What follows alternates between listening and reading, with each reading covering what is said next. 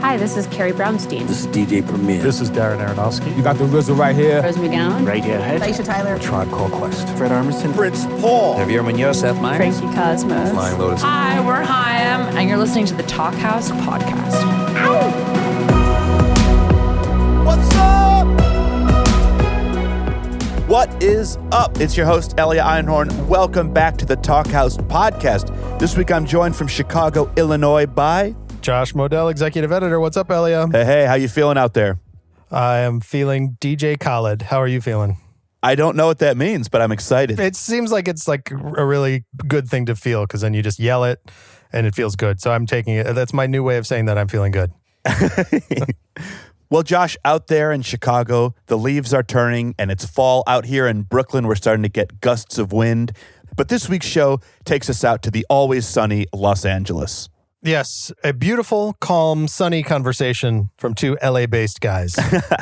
On the show this week, Jackson Phillips of the band Daywave in conversation with Pete Yorn. The two sat down to celebrate the release of Yorn's new record, Caretakers, that just came out in August, which Jackson co-produced.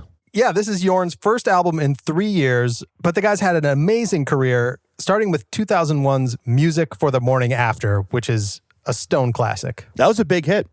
It's a great record. And, you know, subsequent records, awesome too. The guy has had a really consistent career as a pop songwriter.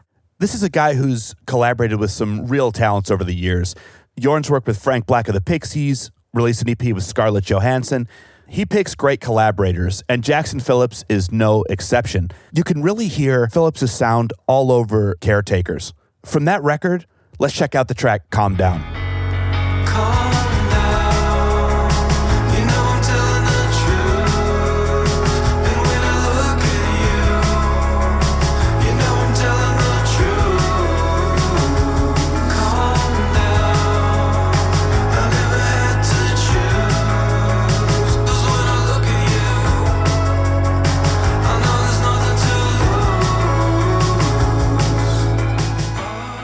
Great song. And, you know, the story of this record, it really is Jackson helping Yorn be a little more spontaneous in the studio. And I think you can really hear that on that track. Yeah, it's a very cool pairing of two very different talents. Jackson came up through Berklee School of Music, and his first project of note was the electropop band Carousel. He's gone on to work with Jai Wolf, members of Foster the People, and French singer Soko, who also appears on this record with Yorn. Let's give a listen to Daywave's single from last year, Still Let You Down.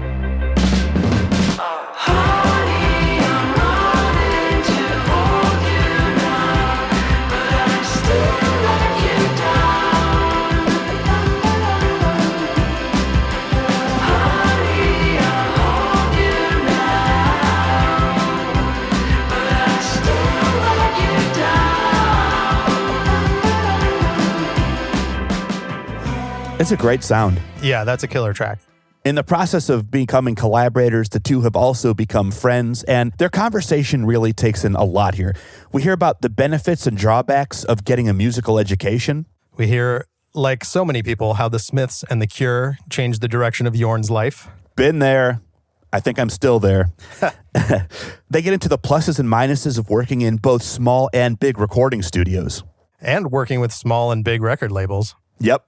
Their chat also takes in the first song Pete ever wrote, how to keep the magic of a song fresh both in studio and on stage, and backgammon for troubled youth. Should we roll a tape? Let's hear it. Hey, this is Pete Yorn. I'm sitting here with Mr. Jackson Phillips of the legendary band Daywave. Will you introduce yourself to the I'm listeners? Jackson Phillips. Yeah. And what's your occupation? I'm a musician, producer, songwriter, I guess, all those things. Where'd you grow up? Grew up in Mill Valley, California, which is like just north of San Francisco, right across the Golden Gate Bridge. You like basketball? I like basketball. I didn't love it as a kid because I wasn't that good at it. I was better at baseball. For some reason, I got into watching basketball. And you're a Golden State Warriors fan? Yeah. That's your team? Yeah. Yeah, they're a good team. I would say, while Jackson and I were working on this record, when the playoffs came around, it was always fun. He'd be very excited about the Warriors games. I heard something interesting about you that you started off as a drummer. Is that true? Yeah, I started playing drums in, I guess, 4th grade or something. I don't even know how. I think I wanted to play an instrument, and my parents just like picked drums for me because I think it was less of a cliche than playing guitar or something. I don't know. I almost kind of wish they would have given me a guitar, but they gave me drums. Yeah, and then I kept playing throughout, middle school. I got into my first band when I was in 8th grade, and then that's when I got really into music. I think when I started, or that's when I got really into like playing music and trying to be a good musician.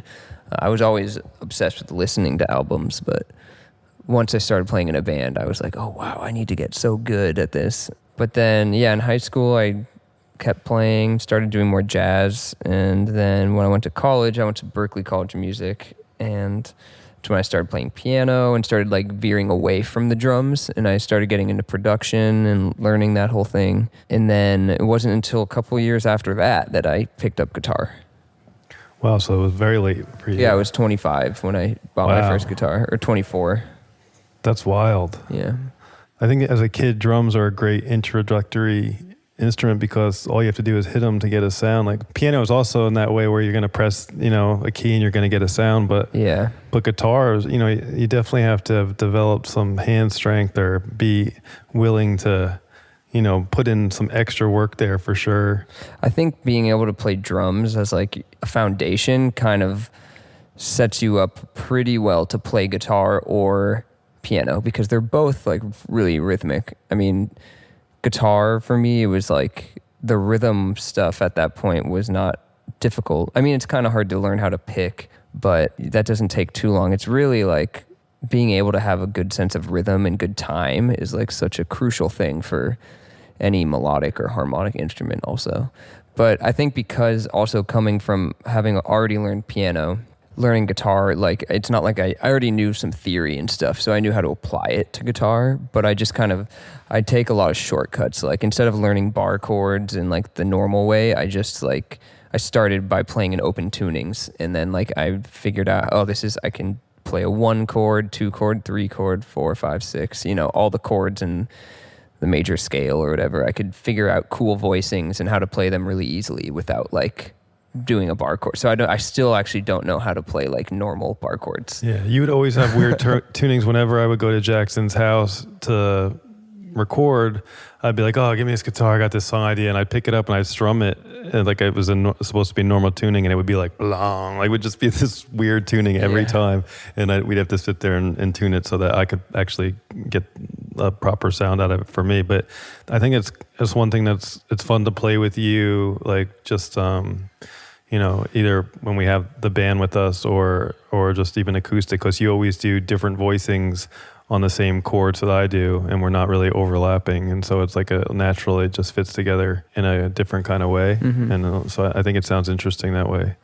The drum thing, I grew up in Jersey, and my older brother, I started on drums too, and a lot of going back, I like Iggy Pop was a drummer first. There are a lot of artists that were started behind the drums, and it is a good foundation for sure. I never learned to read music. Like I know you have a little more theory under your belt, and you could read that, but I was too hyperactive, and I don't want to say lazy, but I was too just like it was just fun for me, and the whole learning how to read music seemed like work to me. No, I was never into that either. I learned like drum music, how to read drum music a tiny bit because I sort of had to in my drum lessons and in classes and stuff. But really, all I ever cared about was just like making something that sounded good to me. Like, so I don't actually know how to like read music very well, but it's cool at Berklee they could try to. That though, like you could speak of like the 5 chord or the 3 chord, and I still can't figure out what that means. And the guys in my bands would kind of, Pete, it's like this, and I'd be like, I don't know what, just show me the chord. I don't know what the number is. I think it's helpful to be able to talk about it, to be able to talk about music in that way, but as far as being creative, I don't even know if it's helpful to know that sort of stuff because it takes away a lot of the mystery. I mean, I'm sure once you develop the ear for it, it's all the same because you probably, when you're writing a song, like, oh, I could go to the G chord, but like that, that sound might be very classic to you, or it might like just the movement of knowing what you're going to do, like that it should go here. Sometimes I can box you in. I can be like, well, maybe I should go to the 2 chord right here, like 2 minor or something. And then I'm just like, thinking about what I'm doing, and it's taking away from like the magic or something. Whereas like if you're able to like not know what comes next or something, or I don't know, sometimes it's easier to find something that sounds new to you and fresh. And yeah, I remember justifying not learning how to read music as like that it would box me in, or it would make me do things like everybody else does it. And I liked that, you know, maybe I didn't have the theory under my belt, but I just did things my own way. And my mom, you know, she was a piano teacher, and she taught the kids in our neighborhood. And when she was a teenager, she played at Carnegie Hall. She was really good. And I remember after I learned guitar when I was like 13, 14, I'd be like, come on, Mom, let's like jam something out, you know? And if she didn't have music in front of her, she couldn't follow. Like I was like, dude, just play these chords. And she really couldn't unless she had music. I didn't know your mom was a piano player. And I remember thinking that was like so weird that you could, because I always could just hear it too, to an extent. Like if I heard a melody, I'm like, oh, I could just play that melody back, you know? And to be the other way where you're just kind of tied to the music, that opens up something else completely different, which is amazing. But I remember just being like, I don't know, maybe it makes me more original that I can't, you know, read stuff like that. And then after years went by, I remember just using that as the justification for never learning to read. Yeah, I don't know. I don't think you need to know how to read. I mean, it definitely, time and all the great artists who have come along will prove to you that you don't know how to read. I mean, it's more about an ear thing. It's like you were saying, so many artists who may grow up learning classical and they know how to read, they don't know how to like write a song, or like they don't hear it. They just know how to, they just have the correlation between like the music on the paper and their fingers and like what to do, but they don't actually understand like how to create it, or like, you know, it's a weird thing. Yeah. It's a different skill. And then there are like super wizards who they know theory and they can create music on this unbelievable level. You look back, like, you know, these guys are putting notes on a piece of paper, and then people go back and they play them, and it's like, oh wait, they erase a note, they change it in process. Yeah. And I remember being like really blown away by people who can do that and have it also be great and make you feel. Ultimately, music for me is all about how it makes me feel. Yeah. And so I was worried that the science of it would take away feeling. But when people know how to do the science and create the feeling, like real composers, it's kind of, it's really special. I guess it's possible to have both, you know? Yeah, for sure. Yeah. But so what age did you start playing music? My parents tried to give me piano lessons when I was like 5, but I was way too hyperactive. And I remember sitting there with my mom's friend's son who was trying to teach me. She wasn't going to teach me. Your mom wasn't going to teach you? Yeah, I'd sit there and my leg would be like, just like shaking, and I'd just be like, and I would like sit there for a minute, and, you know, I could play a melody back kind of quick, but like I was like, the whole learning, trying to learn the whole learning the notes and all that stuff, I just didn't have. I was crazy little kid. I would run around. I would just get up and run around, and so it wasn't happening. But then I remember like 3rd grade, you can play violin in the elementary school, and so I tried that. We rented the violin, and it was just like, you know, it was terrible.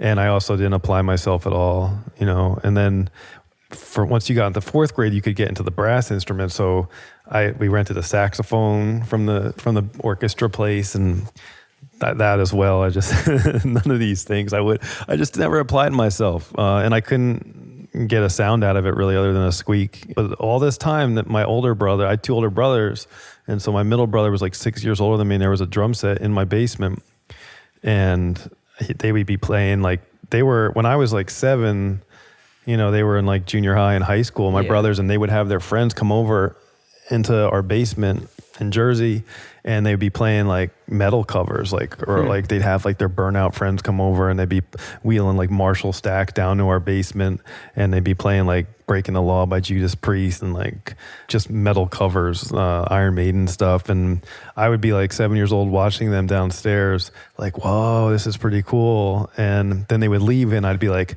I can do that. I remember like in my head thinking like, let me get behind those drums, and I would just start messing around.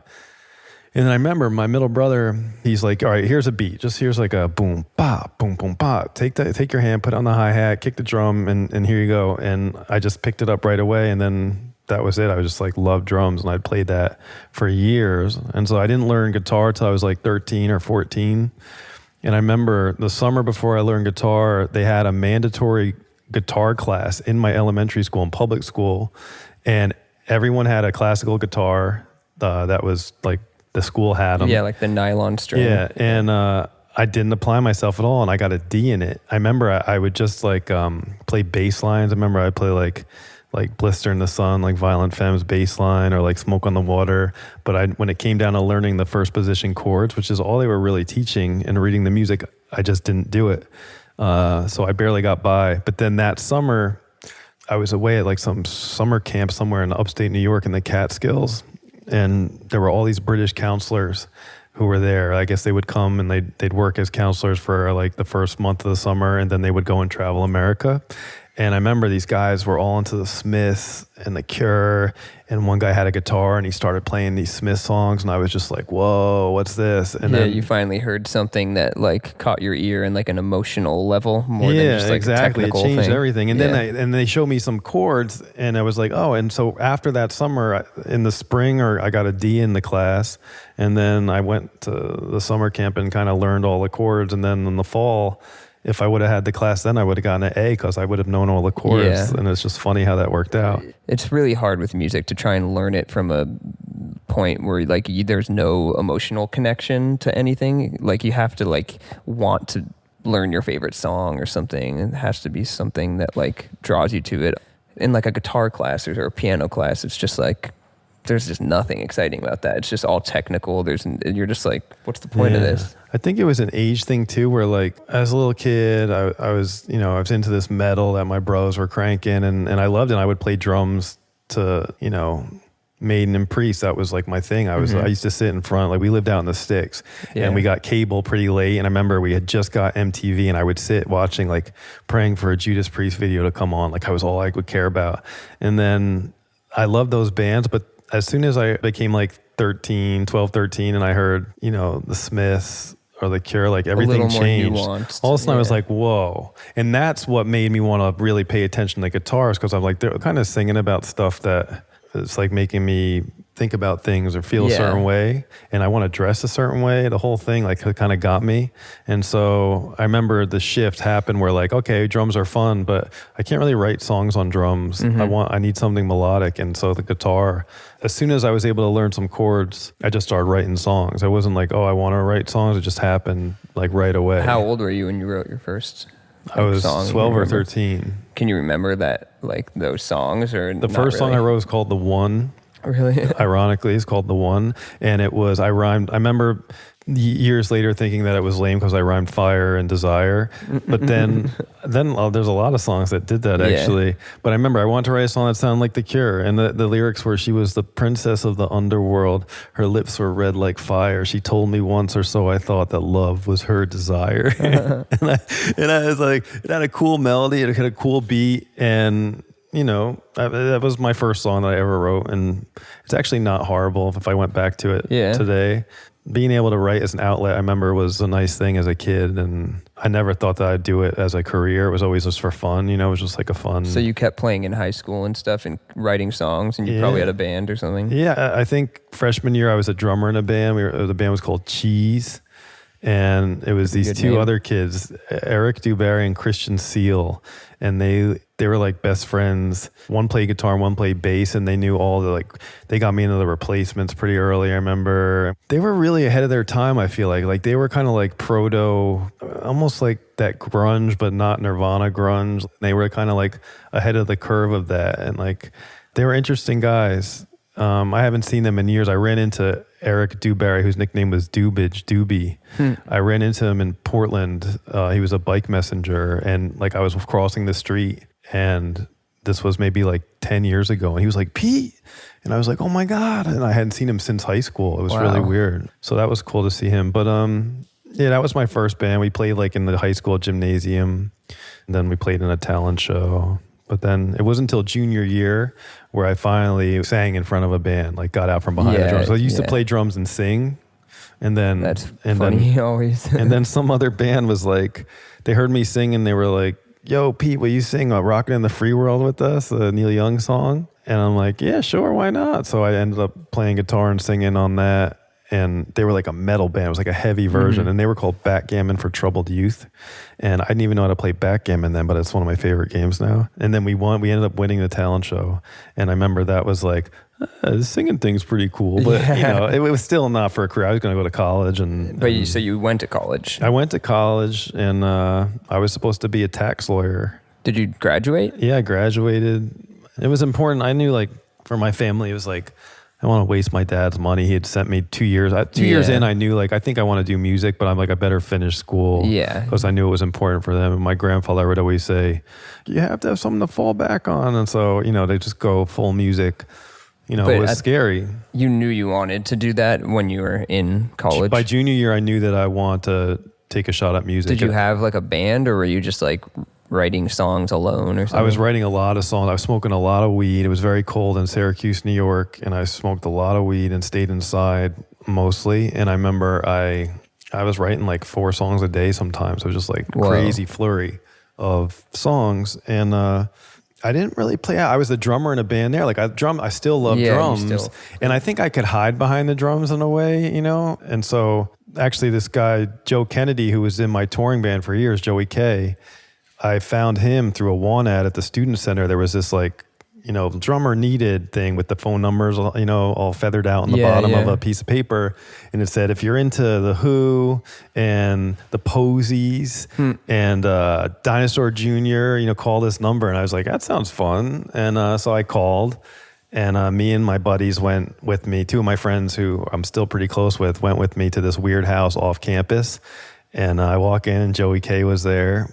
And they tried me out. Like, we played like a couple songs, and he's within like 2 songs, like, yep, you're in. That's it, And the bass player was this guy Warren, who was like super hippie dude. Like we were playing like Dinosaur Jr. songs and Posey songs, and I remember we were playing Positive Bleeding by Urge Overkill, I remember.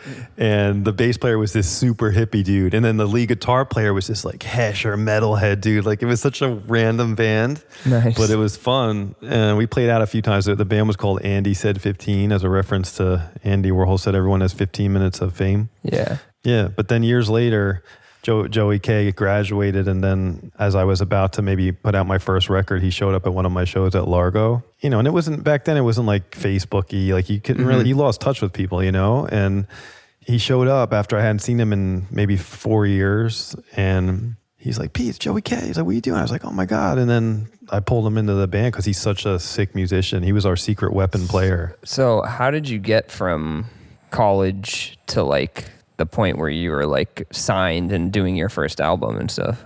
So I graduated in 96. Yeah. And I moved out right after that. I graduated in April, moved out to California in May, and I knew I was going to try and do music. And I was supposed to go to law school, but I knew that, all right, I'm not going to law school, but if I went to law school, it would take 3 years of law school, and then I'd have to pass the bar before I could become a lawyer for real. So I was like, okay, I'll give myself 3 years to try and get a record deal. And goes back then, getting a record deal was everything. That was a big deal, yeah. Yeah, and so I was playing around. My brother was the drummer in my band. My other friend from college had randomly drove out, and he was going to go to law school. And then I called him, and he's like, "Oh, I'll come play bass with you." So you moved to LA? Yeah, I moved to LA, and we were playing around a little bit, and nothing was happening. There was some interest, and I was just kind of improving. I think I was writing better and better songs. Was there some sort of notion that like if you went to LA, you would get signed, or that was kind of why you went? Or yeah, I mean, there's definitely that element of it. Like, there was a lot going on in LA. I had been visiting LA since I was in college. My 2 older brothers had moved out there, and we were best friends. It was like there was no way I wasn't moving to where my brothers were. If they lived in Dover, Delaware, I would have moved to Dover, Delaware. And so, but this is like 97 or 98 it's or 96, something? 97, 98. I got signed in 99. Okay. Yeah, I was just playing around, and we had some interest, but it was, we actually got offered a deal, but it was a weird deal, and I was like, nah, I'm not doing that. And then at some point, I remember in late 98, I was like, I'm sick of playing now. I just want to like try and make this crazy record. Yeah. And that's when I met Walt Vincent, who I made music for the morning after with. We just like kind of met at a Sloan concert. Did you make the record before getting signed, or you started it? We started it. We were just recording songs, and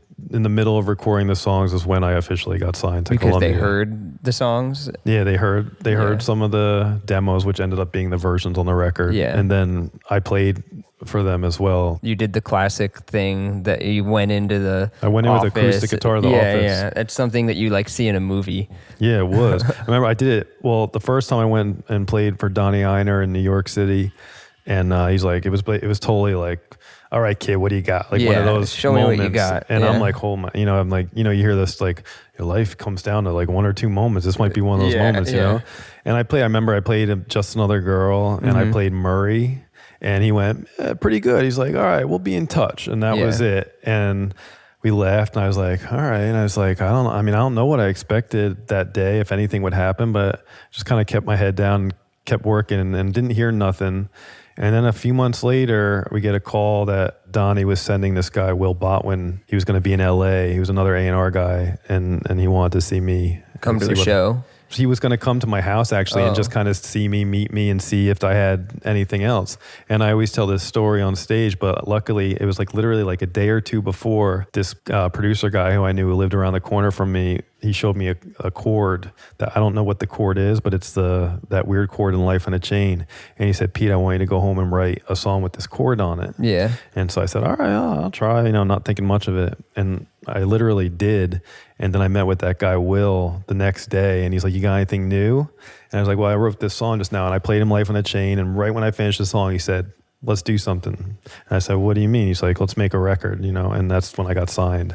And I remember it was like, whoa, it just happened like that. This gave me chills because now. It really did. It was after a few years. This guy was from Columbia. Yes. And the original guy you met in New York was also from Columbia. Yeah, he was like the boss man. So he pretty much sent out like a head A&R or something to like go I kind of want to sign this guy, but make sure like it's actually good. And then he was like, all right, let's do it. Yeah, I feel like that's part of what was going on. And I feel like he probably saw Will and was like, if you like them, you can do it, know? I had friends though at the time get like these crazy deals and like a lot of money, and then nothing would happen. Like they get dropped after the first record or something. And I remember mine was just like a conservative deal. They weren't really sure what to do with the record, I remember, but it was really exciting because Columbia was like, Bruce was on that label, Leonard Cohen was on that label, Dylan, Neil Diamond. It was like, I was like, wow, this is like a big thing. Was there like because I assume like you kept making the record after you got signed. It was like halfway through. Was there a moment where you made like a song where you're like, holy shit, this song is really good or something, like Strange Condition or something? Or did you not think much of any of it? I remember I loved the recording of Just Another. Yeah. And On Your Side, I remember getting excited. Like really being like, it was like this, it seemed mysterious to me. I was like, wow, like I can't believe we got this sound and this feeling. Yeah. And the way that me and Walt were recording was very much like the way you and I were recording. That just kind of like creating in the moment. Not overthinking it too much. Not overthinking it, and just letting each instrument that we laid down take us to the next one. Like, wouldn't get too ahead of ourselves. It'd be like, okay, we just laid that bass, and that bass sounds different than I thought it would sound. But what's making me think of like the Beach Boys here, which makes me want to lay this part down. Or stuff like that. That's my favorite way to work. And when you work that way, I feel like you set yourself up for like little happy accidents, like I always say, like sometimes I like to have a song like 70% done, but then you leave 30% for that magic in the studio to happen. Yeah. And then other times when you're just creating while you're working, there's the potential for a lot of that magic to happen.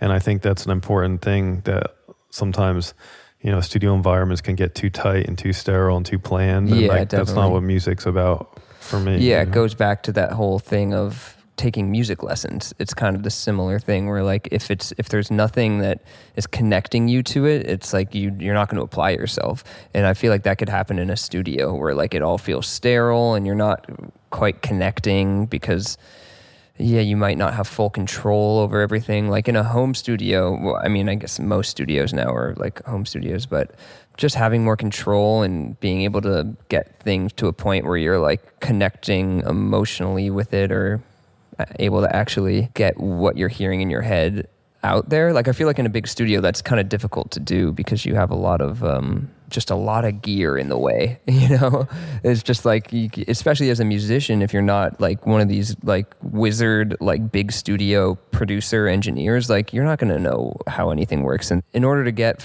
like what you want to be recorded, like there's all this stuff in the way, and the gatekeepers are like these engineers and producers, and if you're not on the same page with them, like forget about it. So it's just like, I think it's gotta really align.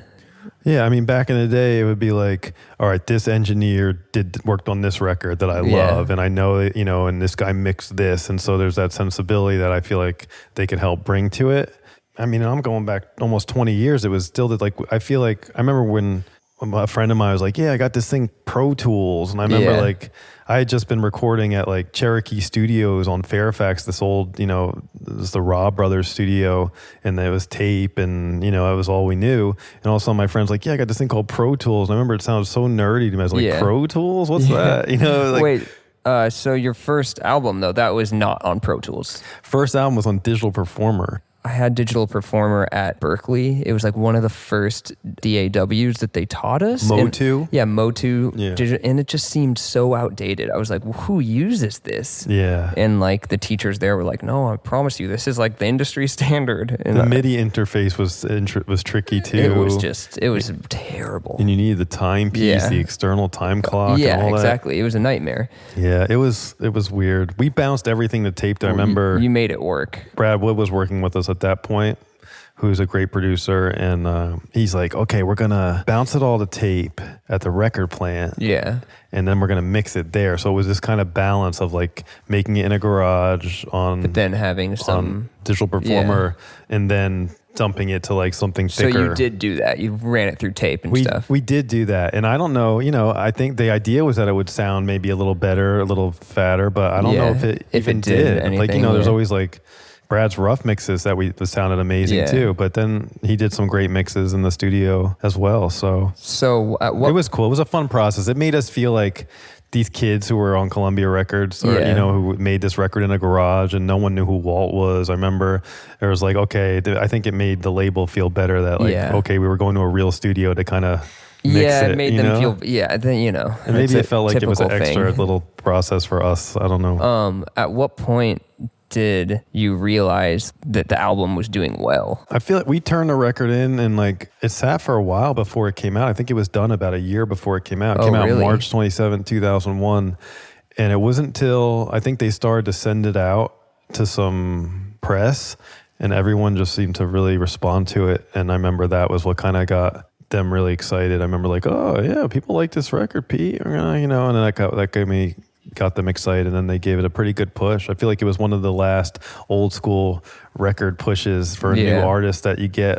It was right before Napster and all that stuff really kind of blew up. It was a cool time, but they we put it out in March of 2001 and had a really good run with it. I toured for 18 months straight on it, and in the middle of it was 9/11 happened, and we were on tour for that, and that was weird because we just kept touring through it, and it was just a weird time. Everyone was scared, and we were flying so much. And I remember I started to get a lot of anxiety because every flight I was on, I was thinking like, what's going to happen? Like, is something going to go down? It was definitely a weird time. It was good music to have at that moment, though, I feel like.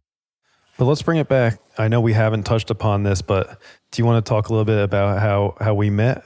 Sure. How that came together? So my manager brought me to a birthday party. Britain? Yeah, Britain. Yeah, he brought me to a birthday party for kind of the head of the management company, Ian, and it was at a really, at Ian's house in Malibu. It was really cool, and there were so many artists there. All the bands from the roster, were there. It was Ian's 50th. It was a big deal. Yeah, and like everyone was there, and I remember being like, "Is that Jack White over there?" Like, yeah, it was cool.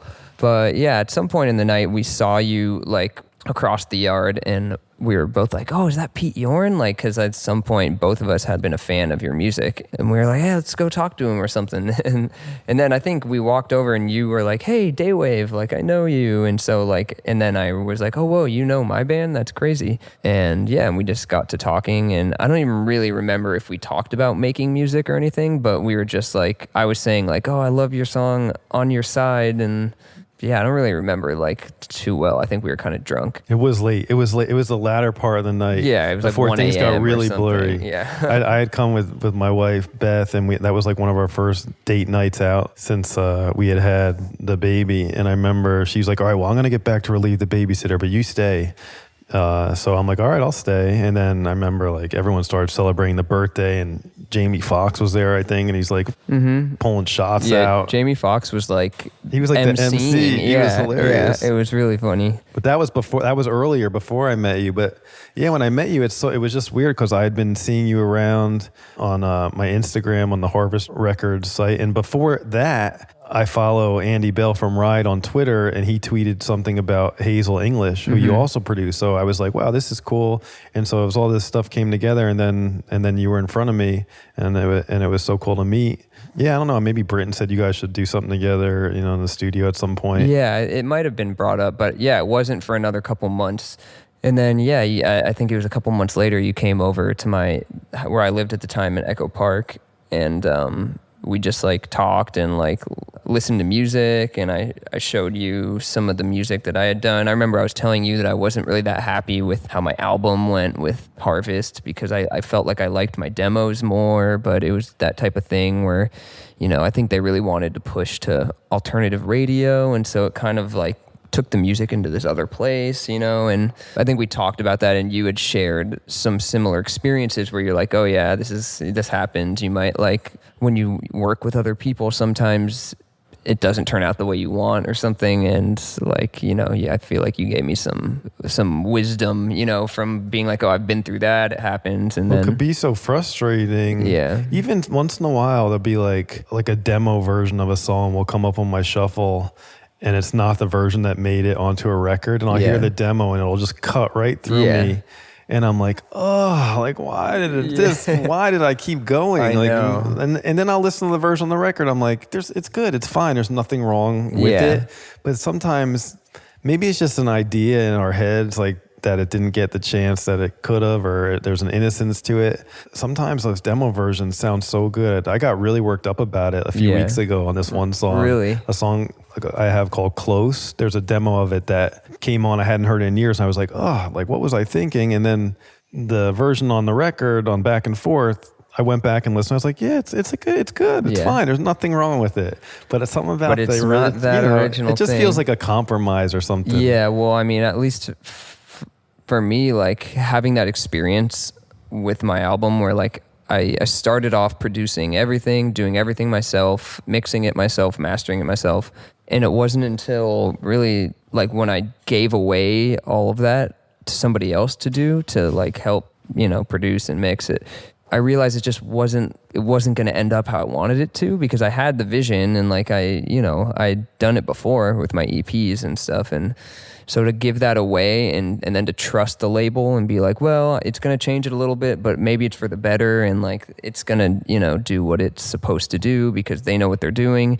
And then when you realize they don't know what they're doing and you just kind of gave away your creativity, and then you put this thing out that isn't really what you wanted, it's kind of, it's a tough pill to swallow. Yeah, it could be frustrating. But when you look back, like sometimes you could be harder on yourself, like it's good to have an open mind and try things. And sometimes you try things and they work out the way you want. Sometimes, the result maybe isn't what you wanted. And, there've been times where I've been like, man, you should have just been stronger and put your foot down. But then what if I really look at it and just like see it for what it was, in some ways it took a lot of courage to not be such a control freak and try some other things. So, it's like you look at it through a distorted lens often, and ultimately I think it all leads you to where you're going anyway. It might not be a direct line, but like you try things and you pick up something from working with somebody else.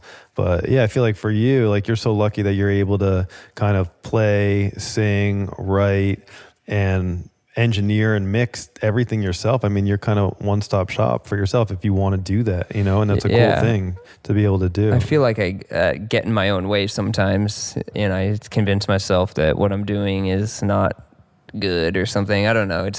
Sometimes I'm in the zone where I'm like what I'm doing, but I mean, recently I feel like I'm always kind of like not into what I'm doing. But I've heard so many cool songs from you that you've been working on when you would just play me some, and I'd be like, this is awesome. And you'd be like, yeah, I don't know. And then you would probably just bury it. I don't know what you do with that stuff. Yeah, probably goes away forever. There's so much cool stuff. But I feel like that's kind of what we spoke about that first time you came over. And like, that's part of where it was just refreshing to like be working on an album with somebody else. And we started making music the next time you came over, and then each song would just flow pretty quick. There was no overthinking it or anything. It was just like make a song in a day and then you'd come over the next week. I feel like the timing of it was good because you had that experience that we spoke about, and I was familiar with that experience in different ways.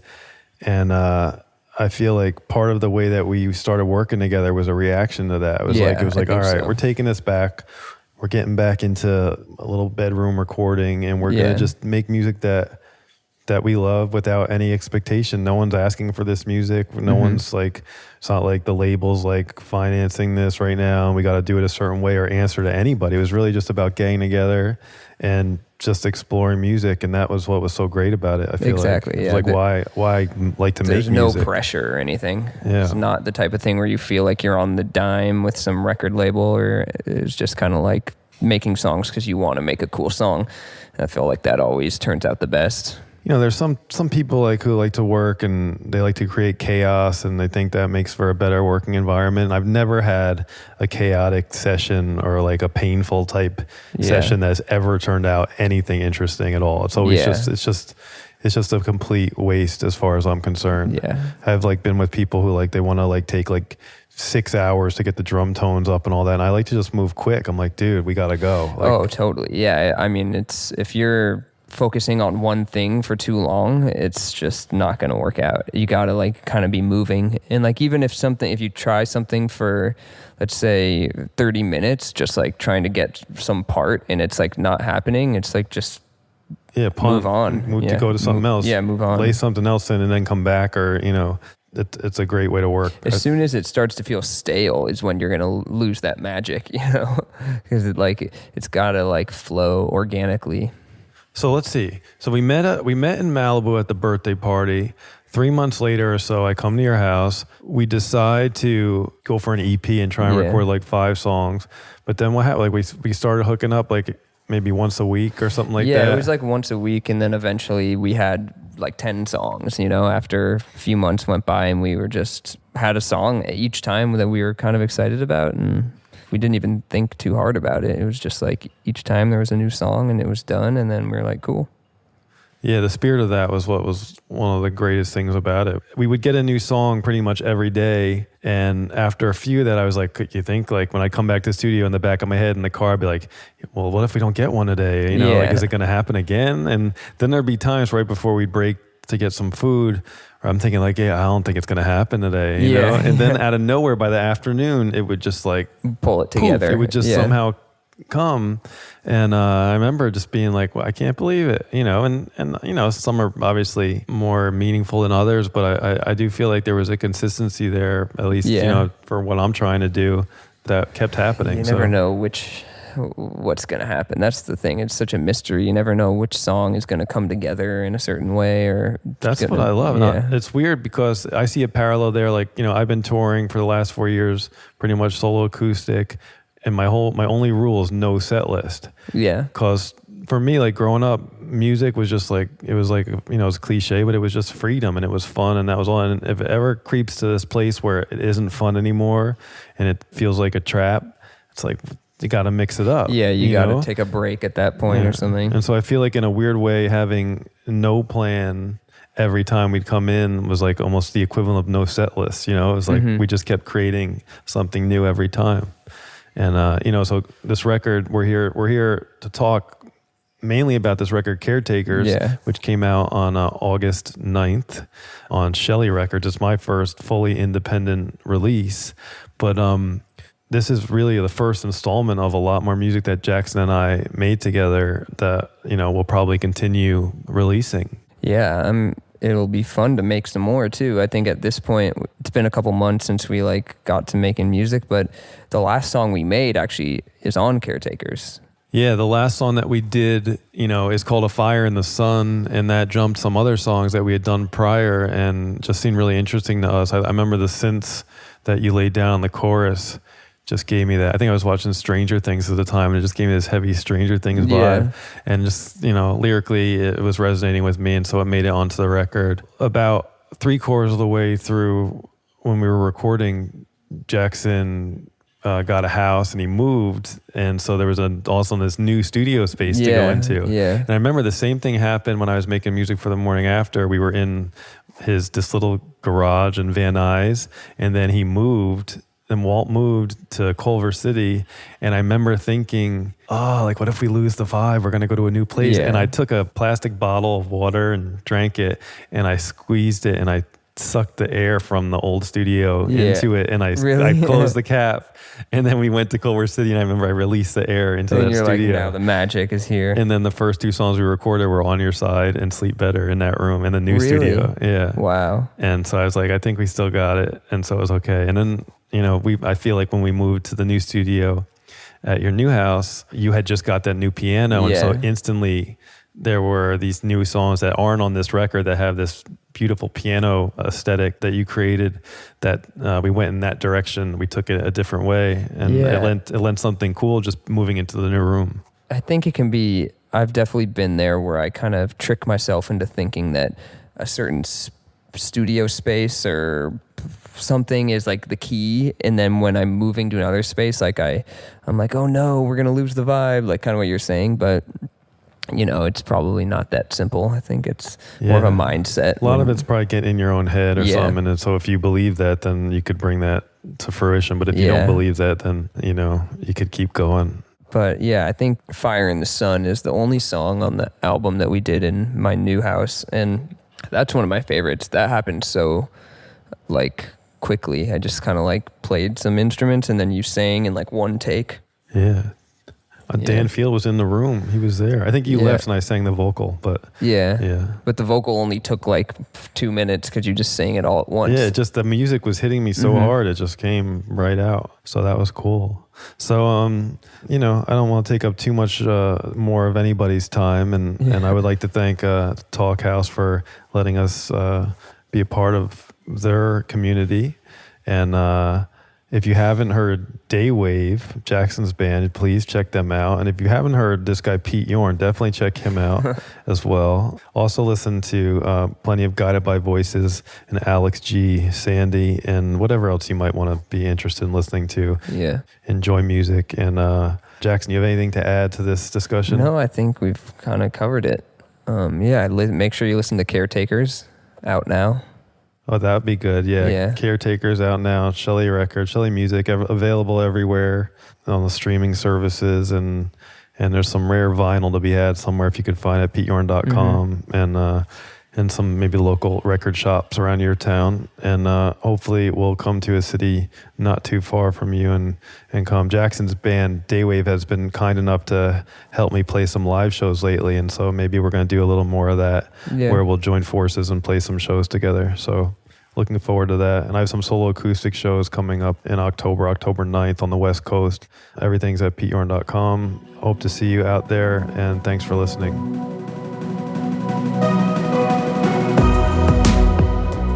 Pete Yorn, Jackson Phillips, thank you so much for joining us here on the Talkhouse Podcast. Listeners, make sure to check out Yorn's newest record, Caretakers, co-produced, of course, by Jackson Phillips. Today's show was recorded by Dan Arnes and Mark Yoshizumi, and co-produced by Mark Yoshizumi. Check out Talkhouse on your favorite social channel. We have some behind-the-scene pictures from this recording. We're on Facebook, Twitter, Instagram, anywhere that you are, we are. At Talkhouse. And talkhouse.com. Josh, I want to take a second at the end of today's show to ask you about this amazing Wilco video that you just produced. Please, how did this come about?